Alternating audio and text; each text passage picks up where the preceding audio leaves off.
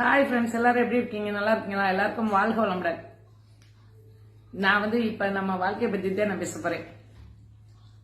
நம்ம இப்ப உள்ள காலகட்டத்துல பாத்தீங்கன்னா நம்ம எல்லாருமே மனிதர்களோட வாழ்றதே நம்ம மறந்துட்டோம். எல்லாரும் செல்போனோடதே வாழ்ந்துகிட்டு இருக்கோம். நான் முதற்கண்டு.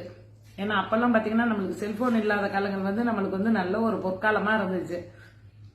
இப்ப இந்த செல்போன் நம்ம எல்லார்ட்டையும் நம்ம உறவு மனிதர்கள்ட்ட இருந்து பிரிச்சுட்டு அது நம்மளை எல்லாத்தையும் அடிமையாக்கிக்கிட்டு இருக்கு. முடிஞ்சு ஆனா பரவாயில்ல, நம்ம ஏஜ்ல உள்ளவங்க ஒரு 40க்கு மேல உள்ளவங்க எல்லாம் அப்ப உள்ளவங்க எல்லாம் ரொம்ப ஒன்னும் யூஸ் பண்றது கிடையாது. இப்ப நானே வீட்டுக்குள்ள இருந்தாதே டிவி பார்க்க மாட்டேன். ஆனா அந்த செல்ல ஃபுல்லா வீடியோஸ், இந்த பேஸ்புக் இதுல வர்ற இந்த நியூஸ்ல இருந்து எல்லாமே அதுலதான் பார்த்துக்கிட்டு இருப்பேன். இப்ப அதனால டிவி ரொம்ப குறைஞ்சு போச்சு. டிவியே பாக்குறது கிடையாது, எதுவுமே பாக்குறது கிடையாது. டிவியே போட மாட்டேன். ஆனா செல்ல பாத்தீங்கன்னா நியூஸ்ல இருந்து இந்த சமையல், அரட்டை இறங்கும் எல்லாமே ஜோக்கு எல்லாத்தையும் அதுலதான் பாக்குறது. பழைய படங்க வீடியோஸ் அதை எல்லாமே அதுலதான் பாக்குறது. யூடியூப்ல தான் நம்ம என்ன போட்டாலும் பழைய படங்கள் பார்க்கணுமா, பழைய பாட்டு பார்க்கணுமா, எல்லாத்தையும் அது செல்லே பாத்துக்கிறது.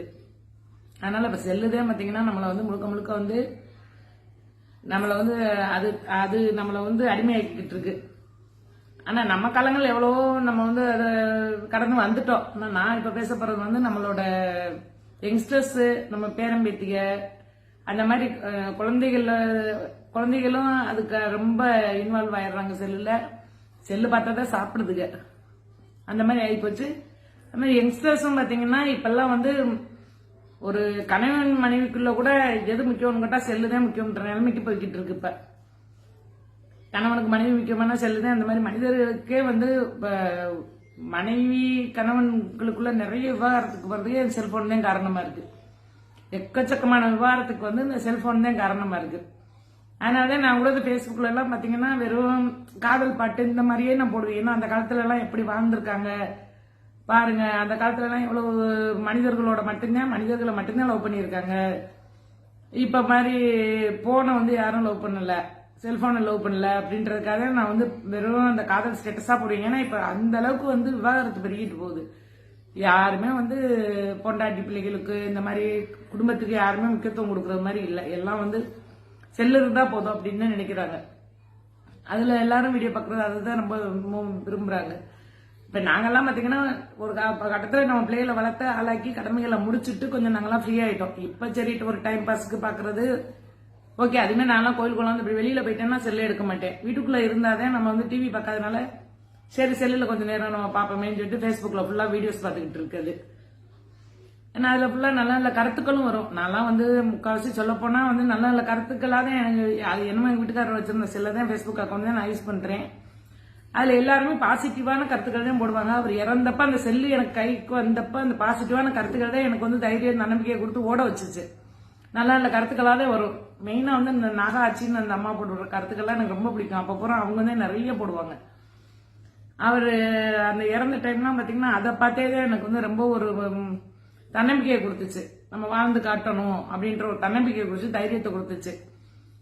ஏன்னா நம்ம அப்பாவும் நம்மதான் இருக்கணும், நம்ம பிள்ளைங்களுக்கு அம்மாவும் நம்மதான் இருக்கணும், எல்லா பொறுப்புகளையும் நம்ம தான் எடுத்து செலுத்தணும்ன்ற மாதிரியே அப்பா எனக்கு அவ்வளவு மனிதர்கள் கூட யாருமே எனக்கு தைரியமா தன்னம்பிக்கை கொடுக்கல. எல்லாமே அவரோடய எல்லாம் முடிஞ்சு போச்சுன்ற மாதிரி தான் நம்மளை அடக்கி வைக்க பார்த்தாங்க. ஆனா இந்த பேஸ்புக்ல இந்த ஒரு நிறைய தன்னம்பிக்கையான வாசகங்களை பார்த்துதான் அதுல இருந்து வெளியே வந்தேன். இப்பவும் அதுதான் நான் போடுறது. யாரும் என்ன வேணாலும் சொல்லிட்டு கமெண்ட் பண்றவங்க பண்ணிக்கிட்டே இருப்பாங்க. இதுக்கு தேவையானவங்க. ஆனா எல்லாருக்கும் அன்பு காதல் எல்லாமே சாகுற வரைக்கும் எல்லாரும் மனசுல இருக்கும். எல்லாரும் வேணா மறைச்சிட்டு வேணா வாழ்வாங்க, யாரும் மறந்துட்டு வாழ மாட்டாங்க. நான் எதா இருந்தாலும் சரி என் மனசுல பட்டதை நான் செய்வேன். ஆனா நான் போடுறது எவ்வளவு பேருக்கு பிடிக்குது பிடிக்கல அதை பத்தி எல்லாம் நான் யோசிக்க மாட்டேன். ஏன்னா நான் போடுறது இப்ப உள்ள சின்னவங்க எல்லாம் பாக்கட்டும், ஏன்னா குடும்பம் தான் முக்கியம், உறவுகள் தான் முக்கியம்னு அவங்க நினைக்கட்டும், கணவன் மனைவி தான் முக்கியம், பிள்ளைங்கள் தான் முக்கியம்னு நினைக்கட்டும் அப்படின்றக்காக நான் போடுறது. ஏன்னா அப்ப பூரா எங்களுக்கு கிராமத்துக்குள்ள சொல்லிக் கொடுக்கறதுக்கு வயசானவங்க இருந்தாங்க. பெரியவங்களை மதிக்கணும், நீ பெரியவங்கள்ட்ட பேசலாம். அப்ப நாங்க செல்லுகளோட இல்ல, எங்களுக்கு செல்லே பெரியவங்களா தான் இருப்பாங்க. அம்மா அப்பாவுக்கு பயந்து, மாமனார் மாமியாவுக்கு பயந்து, உறவுகளுக்கு பயந்து அப்படித்தான் நாங்க வாழ்ந்தோம். இப்ப யாருமே தேவையில்லை, எங்களுக்கு செல்லு மட்டும் போதும்ன்ற உலகத்துக்குள்ள நம்ம ஓடிக்கிட்டு இருக்கோம். ஆனா அதை நம்ம இப்ப என் வீடியோ எத்தனை வயசுக்காரவங்க பாக்குறீங்க என்னன்றது எனக்கு தெரியாது. ஆனா நான் என்ன சொல்றேன், செல்லுன்றது ஒரு கருவி. அது எல்லாருக்கும் நம்மளுக்கு நல்லது செய்யுது. எங்கெங்கயோ நடக்கிற விஷயங்களை நம்ம கையில கொண்டு வந்து கொடுக்குது. இப்ப நான் பேசுறது கூட உங்கள்ட்ட எல்லாம் வந்து சேர்றதுக்கு செல்போன் ஒரு காரணமா இருக்கு. அந்த மாதிரி ஒரு சின்ன சின்ன நம்ம நல்ல விஷயங்களை கூட எடுத்துக்கலாம். அதுக்காக அதுலயே நம்ம வந்து அடிமையாகி அதுலயே இருக்கணும்ன்றதுக்கு எதே கிடையாது. நைட்டெல்லாம் பாத்தீங்கன்னா யாருமே இப்ப ஒழுங்கா தூங்குறதே கிடையாது. ஆனா நிறைய நான் பாக்குறேன் நானு. அதுதான் எனக்கு வந்து சரி நம்மளால முடிஞ்ச ஒரு சின்ன சின்ன கருத்து, அது யாரும் என்ன வேணாலும் நம்ம பேசிட்டு போட்டோம், நமக்கு தெரிஞ்ச கருத்துக்களை நம்ம போடுவோம், அவ்வளவுதான் அப்படின்னுட்டு. எல்லாருமே வந்து நம்ம கொஞ்சம் நம்ம மனிதர்களோட அப்பெல்லாம் நாங்க அக்கம் பக்கத்து வீட்டுகள்ல தான் பேசிக்கிட்டே இருப்போம். அப்ப யார் யார் வீட்டுகள்ல என்னென்ன நடக்குது, அவங்க நல்லது சொல்லுவா கிட்ட சொல்லுவா, அதுல இருந்து நாங்க நல்ல விஷயங்கள் நிறைய கத்துக்குவோம். இப்ப அந்த உறவு முறையும் கிடையாது. யாரும் வந்து யார் வீட்டுக்கும் போறது கிடையாது, யாரு கூடயும் பேசுறதும் கிடையாது. அதனால இப்ப பாத்தீங்கன்னா நான் அது எனக்கு இந்த பாட்டு இதுக்கெல்லாம் ரொம்ப பிடிக்குமா, அதெல்லாம் நான் எல்லாமே ஷேர் பண்ணிக்கிட்டு இருப்பேன். அவங்க இருந்தாலும் என்னைக்கு இருந்தாலும் அவங்க மனசுக்குள்ள ஆழ்ந்துகிட்டு தான் இருக்காங்க.